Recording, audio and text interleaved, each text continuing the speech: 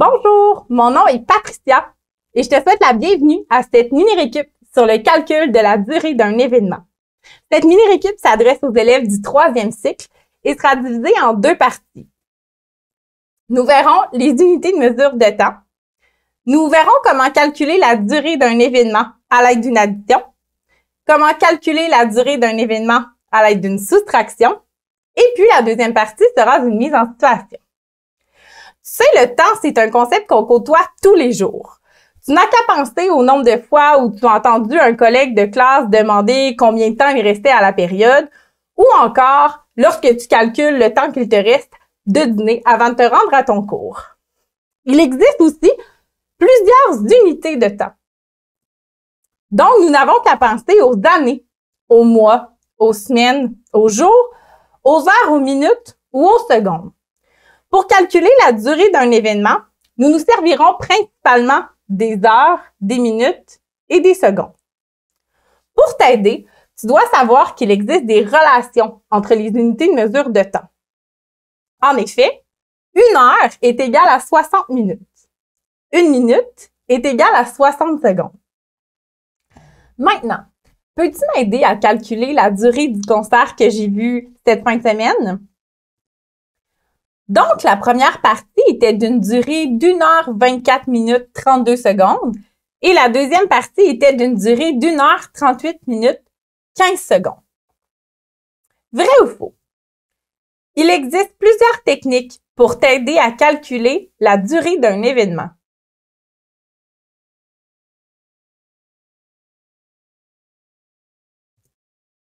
C'est vrai! Tu peux utiliser la ligne du temps. Tu pourrais aussi utiliser l'addition et la soustraction. Pour cette vidéo, nous verrons en premier l'addition en colonne et ensuite la soustraction. Avant de commencer notre calcul, je te suggère de faire une approximation du résultat pour t'aider à voir si ta réponse a du sens. Dans ce cas-ci, 1 heure 24 minutes 32 secondes, on pourrait l'arrondir à 1 heure 30. 1 heure 38 minutes et 15 secondes, on pourrait aussi l'arrondir à 1 heure 30. On essaie d'avoir des heures qui vont bien se calculer facilement dans notre tête. Donc, si j'additionne 1 heure 30 plus 1 heure 30, j'obtiens une durée de 3 heures. C'est donc dire que mon concert aurait duré environ 3 heures. Alors, pour trouver la durée totale de mon concert, je dois additionner la première partie avec la deuxième partie. Pour ce faire, la première étape, c'est l'écriture du calcul. Donc, lorsque tu écris un calcul de temps, tu dois t'assurer que les mêmes unités sont alignées dans les mêmes colonnes. Ainsi, mon 32 secondes doit être au-dessus de mes 15 secondes, mes 24 minutes au-dessus de mes 38 minutes et mon 1 heure au-dessus de l'autre heure. Petit truc, pour m'aider à organiser mon calcul, je m'assure toujours de faire des lignes de couleur entre les différentes unités. Comme ça ici. Maintenant, on commence toujours par additionner les secondes. Donc ici, je dois faire 32 plus 15. Donc 5 plus 2 égale 7 et 3 plus 1 égale 4. Par la suite, je dois m'assurer d'additionner les minutes. Donc, 24 minutes plus 38 minutes. 4 plus 8, ça me donne 12. Et ensuite, 3 plus 2, 5 plus la retenue, 6. Ici, j'ai 62 minutes. Dès que j'ai un groupe de 60 minutes, je peux créer 1 heure. Alors, je vais le faire. Donc, 62 minutes moins un groupe de 60 minutes pour créer 1 heure. Il me reste 2 minutes. Donc, l'heure que je viens de créer, je vais l'ajouter ici.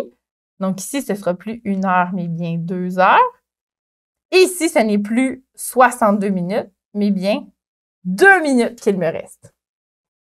Maintenant, je peux passer à l'addition des heures. Donc, 2 heures plus 1 heure, ça me donne 3 heures. Si j'écris ma réponse complète, ça veut dire que la durée de mon concert aura été de 3 heures, 2 minutes et 47 secondes. C'est donc très près de la durée que l'on avait estimée au départ, qui était de 3 heures. On peut donc penser qu'on a la bonne réponse. Prenons une autre situation. Je suis allée glisser cette fin de semaine. Je suis arrivée à 8h45 minutes 20 secondes, puis j'ai quitté à midi 32 minutes 10 secondes. C'est la même chose que 12h32 minutes 10 secondes. Je cherche à savoir pendant combien de temps ai-je glissé. Quelle opération dois-je faire pour calculer la durée de la période de glissade? A. 8h45 minutes 20 secondes moins 12h32 minutes 10 secondes. B. 12h32 minutes 10 secondes moins 8h45 minutes 20 secondes. Ou encore C. 8h45 minutes 20 secondes plus 12h32 minutes 10 secondes. La bonne réponse, c'est B.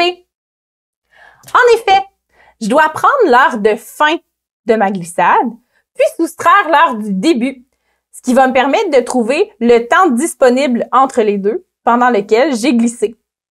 Avant de faire notre calcul, nous allons faire comme tout à l'heure et estimer le temps pendant lequel j'ai glissé. Donc, 8h45 minutes 20 secondes, personnellement, je préférerais l'arrondir à 8h30 puisque c'est l'heure qui me semble la plus facile à calculer. Midi 32 minutes 10 secondes, je l'arrondirais à midi 30 pour la même raison.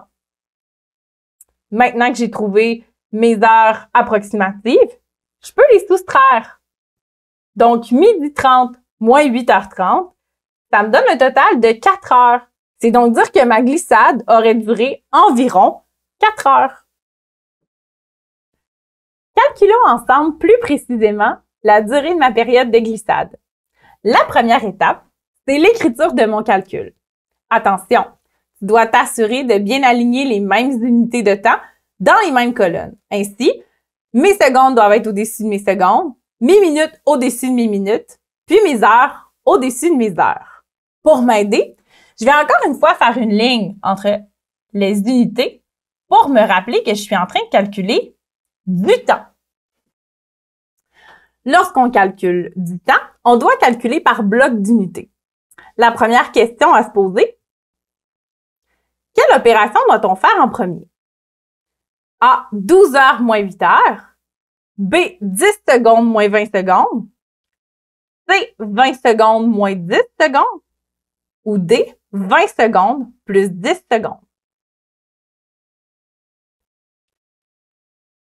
La bonne réponse, c'est B. 10 secondes moins 20 secondes. Comme je t'ai dit précédemment, on calcule par bloc d'unités. On doit donc se demander, est-ce que c'est possible de faire 10 secondes moins 20 secondes? Non. Alors, on doit aller emprunter une minute que l'on va convertir en 60 secondes. Faisons-le ensemble. Donc, je vais aller emprunter une minute. Il va m'en rester 31. Et je dois transformer la minute que je viens d'emprunter en 60 secondes que je vais ajouter aux 10 que j'avais déjà. Donc, 60 plus 10, je me retrouve avec 70 secondes. On va l'inscrire ici. Maintenant, je peux faire 70 moins 20, ce qui me donne 50 secondes. Passons maintenant aux minutes. 31 minutes moins 45. Est-ce que c'est possible? Pas vraiment. Je dois encore faire une conversion, mais cette fois-là, je vais aller emprunter une heure que je vais transformer en 60 minutes. Donc, on va aller emprunter une heure. Il m'en reste 11. Et les 60 minutes que je viens d'emprunter, je vais les ajouter aux 31 que j'avais déjà. Donc, 60 plus 31. Ce qui me donne 91. Donc, je vais aller barrer mon 31 ici, puisque j'ai maintenant 91 minutes. 91 moins 45 me donne 46 minutes. Finalement, on va soustraire les heures. Donc, 11 heures moins 8 heures, j'obtiens 3 heures. Ma réponse serait donc 3 heures, 46 minutes et 50 secondes. C'est quand même assez près du 4 heures qu'on avait estimé ensemble, donc on peut penser qu'on a la bonne réponse. J'espère que tu te sens maintenant en confiance pour calculer des durées à l'aide de l'addition ou de la soustraction. Si tu veux tester tes connaissances, je t'invite à aller écouter la deuxième partie de cette vidéo où nous ferons une mise en situation. À bientôt!